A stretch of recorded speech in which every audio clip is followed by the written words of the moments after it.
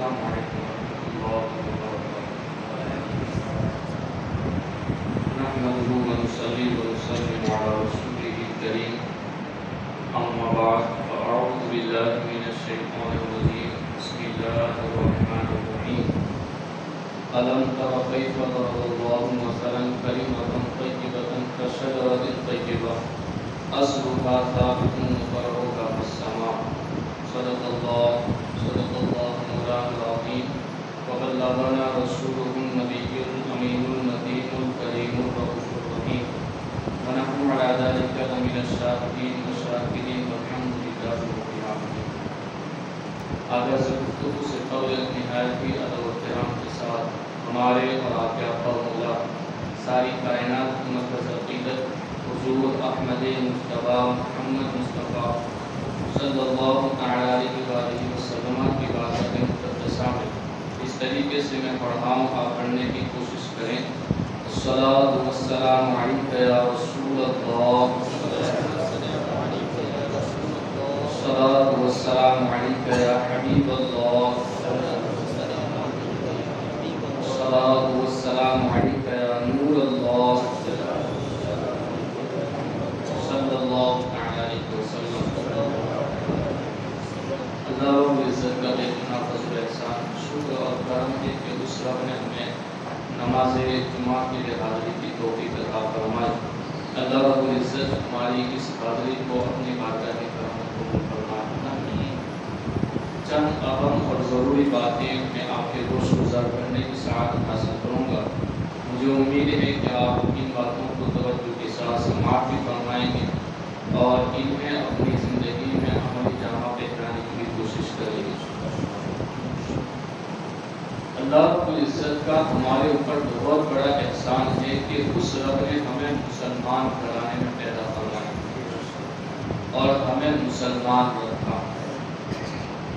یہ جو کلمہ طیبہ ہے یہ ایک پاکیزہ بیج ہے اور یہ دل کی زمین میں اتر کر کے اپنی جڑیں اسی زمین میں مضبوط کرتا ہے اور پھر اس کے بعد جب اس بیج کا درخت نکلتا ہے تو اس کی شاخیں آسمان کی بلندیوں تک پہنچی ہوتی ہیں۔ اس کنسپٹ کو رب تبارک و تعالیٰ نے قرآن پاک کے اندر بیان فرمایا اور ارشاد فرمایا أَلَمْ تَرَ كَيْفَ ضَرَبَ اللَّهُ مَثَلًا كَلِمَةً طَيِّبَةً كَشَجَرَةٍ طَيِّبَةٍ۔ کہ کلمہ طیبہ کی مثال اس پاکیزہ درخت کی طرح ہے، أَصْلُهَا ثَابِتٌ وَفَرْعُهَا فِي السَّمَاءِ، جس کی جڑیں مضبوط ہے اور اس کی شاخیں آسمان کی بلندیوں تک پہنچی ہوئی ہے۔ یہ ایمان کا اتنا پاکیزہ درخت ہوتا ہے۔ اب آگے بڑی پیاری بات اللہ رب العزت نے بیان فرمائی، دنیا کے اندر بہت سارے ایسے باغات ہوں گے، ان باغات کے اندر درخت ایسے ہوں گے جو سال میں 1 مرتبہ پھل دیتے ہوں گے، سال میں 2 مرتبہ پھل دیتے ہوں گے، مگر یہ جو ایمان کا درخت ہے اس کی شان بڑی نرالی ہے اور یہ بڑا بہترین درخت ہے۔ اللہ رب العزت اس درخت کے بارے میں ارشاد فرماتا ہے تُؤْتِي أُكُلَهَا كُلَّ حِینٍ بِإِذْنِ رَبِّهَا۔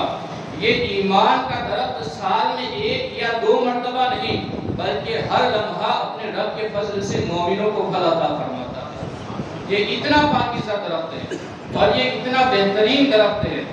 اب اس بیج کو اور اس درخت کو ہم نے کیسے سنبھال کر کے رکھنا ہے؟ جب ایک کسان زمین کے اندر بیج ڈالتا ہے تو اس کی امید یہ ہوتی ہے کہ مجھے اس کے ذریعہ میٹھا پھل ملے، میٹھا پھل ملے اور پھر اس کے بعد لذیذ پھل بھی ملے، اور آگے چل کر کے جب وہ بیج ڈالتا ہے تو کچھ جراثیم اس بیج کو خراب کرنے کے لیے پہنچ جاتے ہیں۔ اب جب جراثیم دیکھتا ہے کہ اس بیج کو خراب کرنے کے لیے کچھ جراثیم آ گئے ہیں تو کسان وہاں پر دوا کا چھڑکاؤ کرتا ہے۔ جیسے ہی دوا کا چھڑکاؤ ہوتا ہے فوراً وہ سارے جراثیم ختم ہو جاتے ہیں بلا تشبیہ و تمثیل۔ ہم نے کلمہ پڑھا ہے اور کلمہ طیبہ کا بیج ہم نے اپنے دل کی زمین میں بویا ہے۔ اگر اسی طریقے سے جراثیم بد اخلاقی کی صورت میں ہمارے یہاں آ چکے ہیں، اگر غیبت کی صورت میں جراثیم آ چکے ہیں، اگر جھوٹ کی صورت میں جراثیم آ چکے ہیں، اگر ظلم اور بربریت کی صورت میں جراثیم آ چکے ہیں، اگر برے اعمال کی صورت میں جراثیم آ چکے ہیں، وہاں پر ہمیں عشق مصطفیٰ اور نیک اعمال کی دوا کا چھڑکاؤ کرنا ہے، یہ سارے جراثیم ختم بھی ہو جائیں گے اور اللہ رب العزت ہمیں جنت جیسا عظیم اور لذیذ پر عطا فرمائے گا، لذیذ پر اللہ رب العزت ہمیں عطا فرمائے گا۔ تو اس بیج اور درخت کی ہم نے بہترین طریقے پر دیکھ بھال کرنی ہے، یہ رب کی امانت ہے اور اس کی دیکھ بھال ہمیں بہترین طریقے پر کرنی پڑے گی۔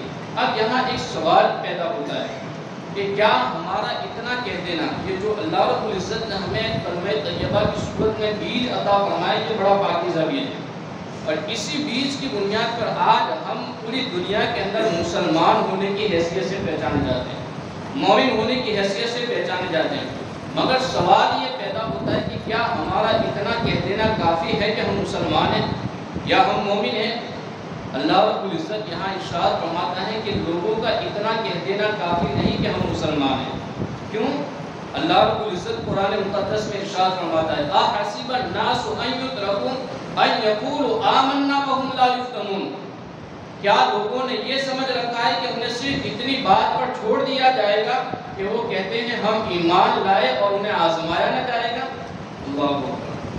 اس آیت کریمہ سے کیا پتا چلا کہ ہمارا امتحان ضرور ہونا ہے۔ اگر ہم نے بڑا دعویٰ کیا ہے کہ ہم مسلمان ہیں یا مومن ہیں، تو مومن اور مسلمان ہونے کی حیثیت سے ہمارا امتحان ضرور لیا جائے گا، ہماری آزمائش ضرور ہوگی۔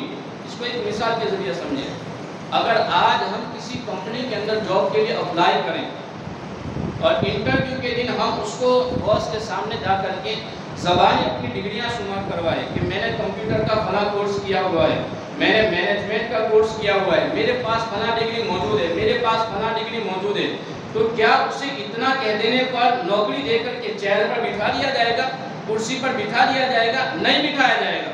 سب سے پہلے اسے کہا جائے گا کہ جتنی ڈگریاں تم نے زبانی بتائی ہے، ان ساری ڈگریوں کو تمہیں پیپر پر دکھانا پڑے گا۔ جب پیپر پر دکھاؤ گے تو تمہاری صلاحیت کا پھر اس کے بعد ٹیسٹ ہوگا، اگر تم اس ٹیسٹ کے اندر کامیاب ہو گئے تب تمہیں نوکری دی جائے گی، ورنہ تمہیں ریجیکٹ کر دیا جائے گا۔ یہی معمول ہوتا ہے۔ تو دنیا کی معمولی نوکری اب جاب حاصل کرنے کے لیے اتنے بڑے امتحانات سے گزرنا پڑتا ہے، اتنی بڑی آزمائشوں سے گزرنا پڑتا ہے، تو ہمارے مومن ہونے کا دعویٰ کوئی معمولی دعویٰ نہیں ہے بلکہ بہت بڑا دعویٰ ہے، اور اس دعوے کی وجہ سے اللہ رب العزت کی طرف سے ہمارا امتحان ضرور لیا جائے گا، اور جتنا بڑا ہمارا دعویٰ ہے اتنا ہی کٹھن امتحان ہونے والا ہے۔ کتنا کٹھن ہے؟ اللہ رب العزت نے قرآن مقدس میں ارشاد فرمایا ام حسبتم ان تدخلوا الجنہ ولما یأتیکم مثل الذین خلوا من قبلکم مستهم البأساء والضراء وزلزلوا حتی یقول الرسول والذین آمنوا معه متی نصر اللہ۔ یعنی اس ارشاد کا مطلب یہ ہے، کیا تم یہ سمجھتے ہو کہ تمہیں ویسے ہی جنت میں داخل کر دیا جائے گا؟ وَلَمَّا يَأْتِكُمْ مَثَلُ الَّذِينَ خَلَوْا مِن قَبْلِكُمْ، اور تمہاری آزمائش پہلوں کی طرح نہیں ہوگی۔ پہلے جس طریقے سے آزمائے گئے، ان کا امتحان کس انداز میں لیا گیا؟ اللہ رب العزت ارشاد فرماتا ہے مَسَّتْهُمُ الْبَأْسَاءُ وَالضَّرَّاءُ وَزُلْزِلُوا، انہیں سخت تکلیفوں سے آزمایا گیا، انہیں زلزلوں کے ذریعے آزمایا گیا، انہیں ایسی مصیبتوں کے ذریعے آزمایا گیا حتی یقول الرسول والذین آمنوا معه متی نصر اللہ، انہیں اتنی خطرناک تکلیفوں سے آزمایا گیا کہ ان کے رسول اور ساتھ رہنے والے ایمان والے بول پڑے متی نصر اللہ، اے اللہ تیری مدد کب آنے والی ہے، اے اللہ تیری مدد کب آنے والی ہے۔ تو اگلوں کا امتحان بڑا سخت ہوا، ان کا امتحان انسان ہونے کی حیثیت سے نہیں بلکہ مومن ہونے کی حیثیت سے ہوا، ان کا امتحان صرف انسان ہونے کی حیثیت سے نہیں بلکہ مسلمان ہونے کی حیثیت سے ہوا۔ تو جب انہوں نے امتحان دیا اور امتحان کے اندر کامیاب ہو گئے، تب جا کر کے رب تبارک و تعالیٰ نے ان کی زندگی کو ہمارے لیے آئیڈل بنا کر کے پیش فرمایا۔ اسی وجہ سے ایک مرتبہ آقا کریم صلی اللہ علیہ وسلم کعبہ معظمہ کی دیوار کے سائے تلے آرام فرما رہے تھے۔ پہلے جو اسلام کا ابتدائی دور تھا بڑا کٹھن دور تھا، اسلام لانے کی وجہ سے لوگوں کو گرم گرم ریت پر گھسیٹا جاتا تھا، بھاری برتن اور وزنی پتھر ان کے سینے مقدسہ پر لا کر کے رکھے جاتے تھے، حتیٰ کہ ایمان لانے کی پاداش انہیں سولی پر لٹکا دیا جاتا تھا، ایمان لانے کی وجہ سے انہیں دو ٹانگوں کے درمیان سے چیر کر کے رکھ دیا جاتا تھا۔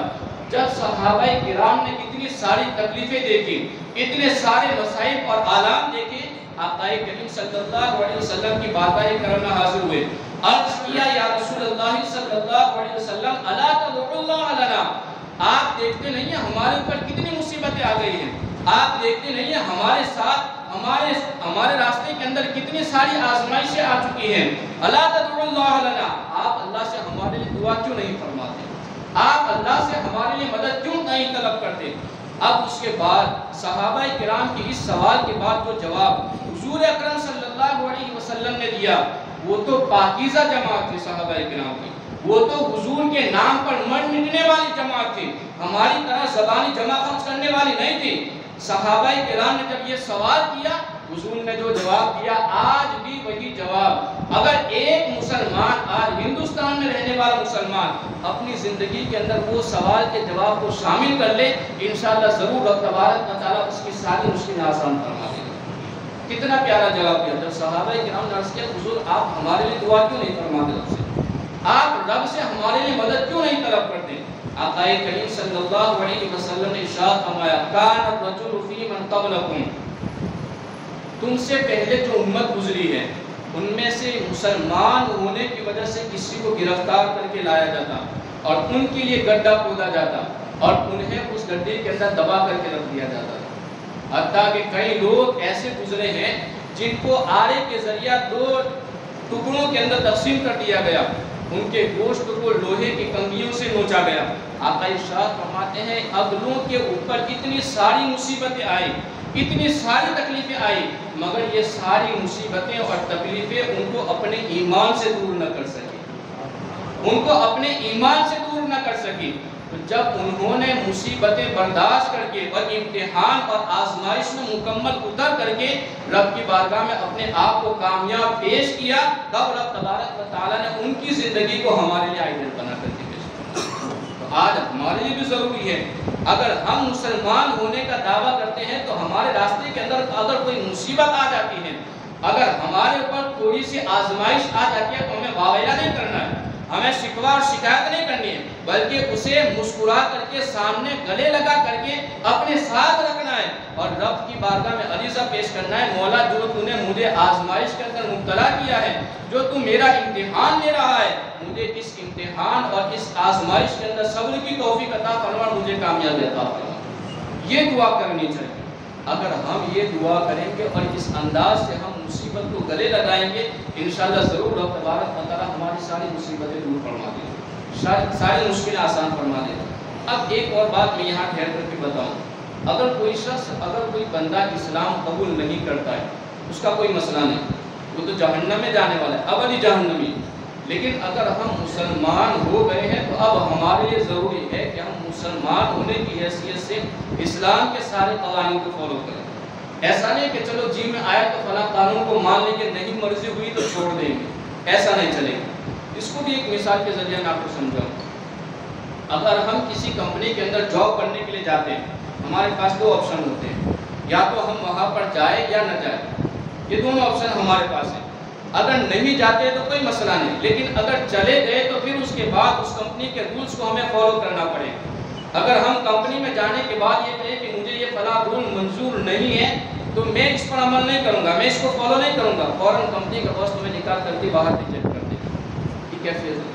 اسی طریقے سے اگر کوئی بندہ آؤٹ کنٹری جانا چاہتا ہے، کسی ملک کے اندر جانا چاہتا ہے، تو یہ اس کی مرضی ہے، وہ جائے یا نہ جائے، نہیں جانا چاہتا تو اس کا کوئی مسئلہ نہیں، لیکن اگر چلا گیا اب وہاں پر پہنچنے کے بعد اسے اس ملک کے قوانین کو فالو کرنا پڑے گا، رولز فالو کرنے پڑیں گے، اگر نہیں کرے گا تو پھر اسے مجرم قرار دے کر کے گرفتار کر دیا جائے گا۔ بلا تشبیہ و تمثیل اسلام کے قوانین ان سارے قوانین سے بالا ہے اور بلند و بالا ہے۔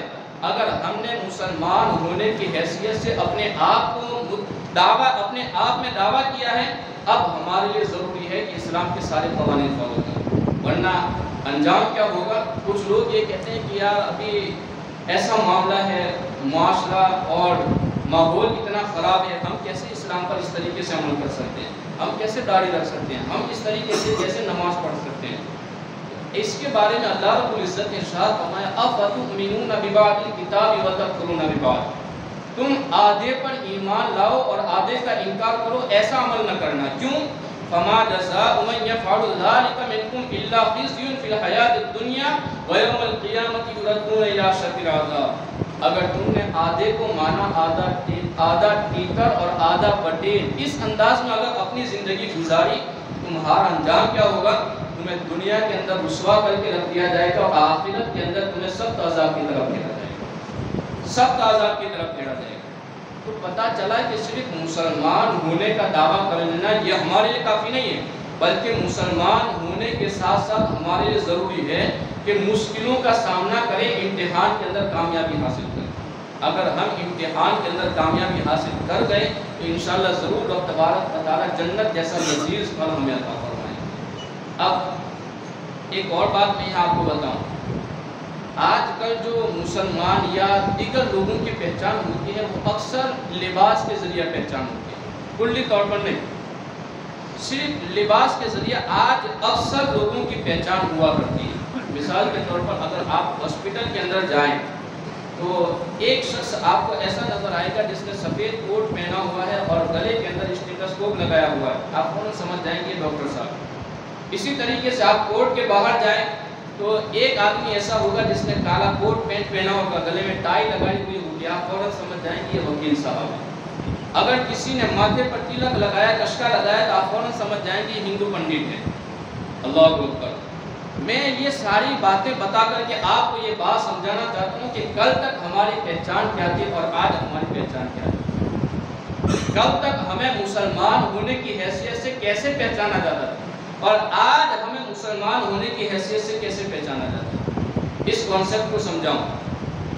آج کیفیت یہ ہے اکثر لوگوں کی کہ اگر کسی محلے کے اندر تمہیں آوارہ گردی کرنے والا نظر آئے تو لوگ یہ سمجھتے ہیں یہ مسلمان لڑکا ہوگا۔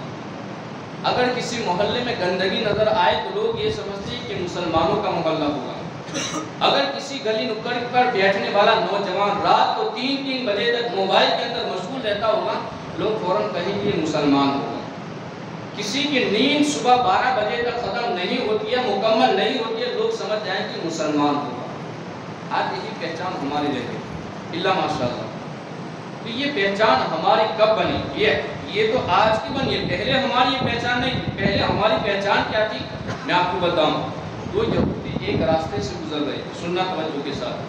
ہماری پہچان کل کیا تھی اور آج ہم نے مسلمان ہونے کے دعوے کے ساتھ ساتھ ہم نے اسلام کے ساتھ کیسا کھلواڑ کیا۔ کل تک ہماری پہچان یہ تھی کہ دو یہودی ایک راستے سے گزر رہے تھے، گزرتے گزرتے ایک یہودی کے پاؤں میں ٹھوکر لگی اور پتھر آ گیا۔ اس نے پوچھا دوسرے یہودی سے یہ پتھر اس راستے کے اندر کیسے نظر آ گیا؟ دوسرے یہودی نے کہا کہ ہو سکتا ہے اس راستے سے کسی مسلمان کا گزر نہیں ہوا، ہو سکتا ہے اس راستے سے کسی مسلمان کا گزر نہیں ہوا ہوگا۔ کیوں؟ اس وجہ سے کہ اگر اس راستے سے مسلمان گزرا ہوتا تو یہ پتھر پڑا ہوتا، اگر اسے نظر آ جاتا یہ راستے میں پتھر نہیں ہوتا بلکہ راستے کے کنارے پر ہو جاتا۔ یہ مسلمان کی کیفیت تھی کہ راستے میں پڑا ہوا پتھر بھی ہم کنارے پر لگا دیا کرتے ہیں، اور آج ہماری کیفیت یہ ہے کہ راستے میں اگر پتھر بھی نہیں ہے ہم لا کر کے رکھ دیا کرتے ہیں۔ آج ہے یہ پوزیشن۔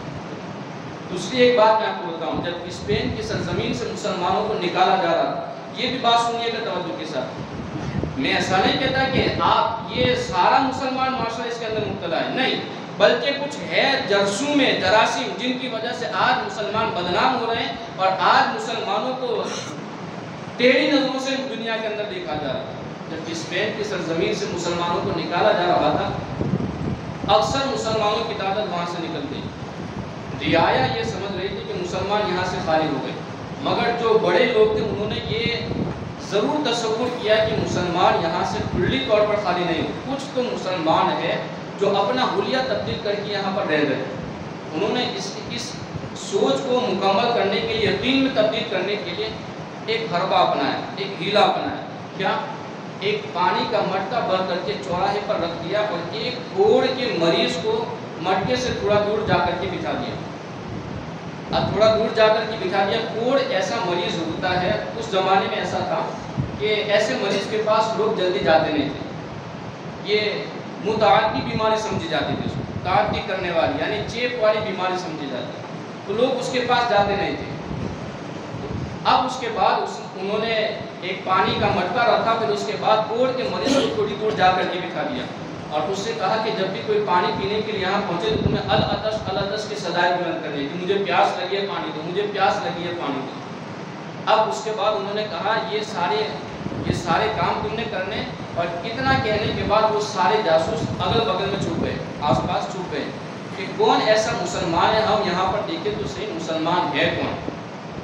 تھوڑی دیر کے بعد لوگوں کا ہجوم لگ گیا پانی پینے کے لیے، لوگ آتے گئے، وہ العطش العطش کی صدائیں بلند کرنے لگا، لیکن کوئی پانی پلانے کے لیے آگے نہیں بڑھتا تھا۔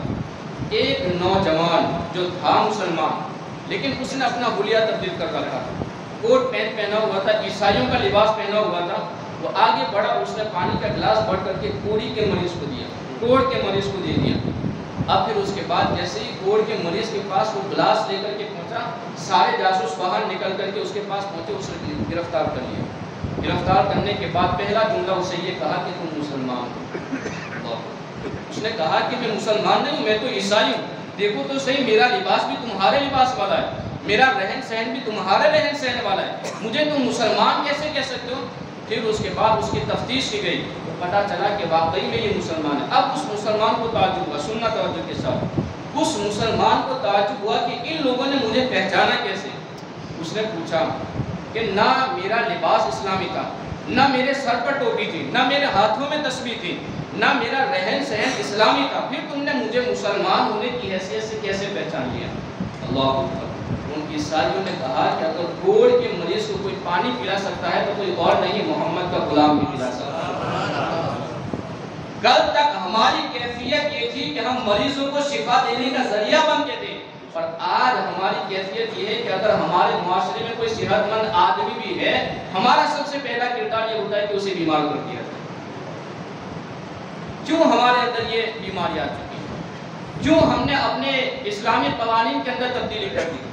کیوں ہم نے اپنے حلیے کے اندر تبدیلی کر دی؟ کیوں ہم نے اپنے کیریکٹر کے اندر تبدیلی کر دی؟ کیوں ہم نے اپنے اخلاق کو گرا کر کے رکھ دیا؟ ضرور یہ ہے کہ اگر آج بھی ہم نے اپنی زندگی کو تبدیل نہیں کیا تو مستقبل کے اندر ہمیں کوئی عزت اور وقار کی مسند پر بٹھانے کے لیے تیار نہیں ہوگا۔ ایک بات کہہ کر کے اپنی گفتگو ختم کروں۔ ایک بچہ تعلیم حاصل کرنے کے لیے اپنے باپ سے اجازت لے کر کے آؤٹ کنٹری جاتا ہے، اعلیٰ تعلیم حاصل کرنے کے بعد جب وہ اپنے گھر آتا ہے تو سب سے پہلے باپ کو یہ کہتا ہے ابا جان اس محلے کو چھوڑ دو، کہیں اس محلے کی نحوست کی وجہ سے ہماری آنے والی نسلیں تباہ و برباد نہ ہو جائیں۔ کیوں؟ اس کی سب سے بڑی وجہ یہ ہے کہ ہمارے مسلم معاشرے میں صبح ہوتی ہے تو گالی گلوچ کے ذریعے ہوتی ہے۔ ہمارے معاشرے میں نوجوان چھچوڑے پن کا اظہار کرتے رہتا ہے صبح سے لے کر کے شام تک۔ اس کا ذمہ دار کون ہے؟ اس کا ذمہ دار صرف ہمارا معاشرہ ہے کہ ہم نے تبدیلی کی کوشش کی۔ مسلمان ہیں تو مسلمان ہونے کا ایک بہترین طریقہ یہ ہے کہ ہم اسلامی قوانین کو فالو کریں۔ اللہ رب العزت نے جو ہمیں کلمہ طیبہ کا بیج عطا فرمایا، اس بیج کی آبیاری کے لیے عشق مصطفیٰ اور نیک اعمال کا پانی چھڑکاؤ کرو، اس کے پانی کا چھڑکاؤ کرو، انشاءاللہ ضرور رب تبارک و تعالیٰ تمہیں اس بیج کے ذریعہ بہترین درخت بھی عطا فرمائے گا اور اس درخت سے بہترین لذیذ اور میٹھے پھل بھی عطا فرمائے گا۔ اگر ہم نے اس طریقے سے کوشش کی تو ضرور رب تبارک و تعالیٰ ہمیں دونوں جہان کے اندر کامیابی عطا فرمائے گا۔ اللہ رب العزت ہمیں عمل کرنے کی توفیق عطا فرمائے۔ استغفر اللہ من کل ذنب و اتوب الیہ وما علینا الا البلاغ المبین۔ السلام علیکم ورحمۃ اللہ وبرکاتہ۔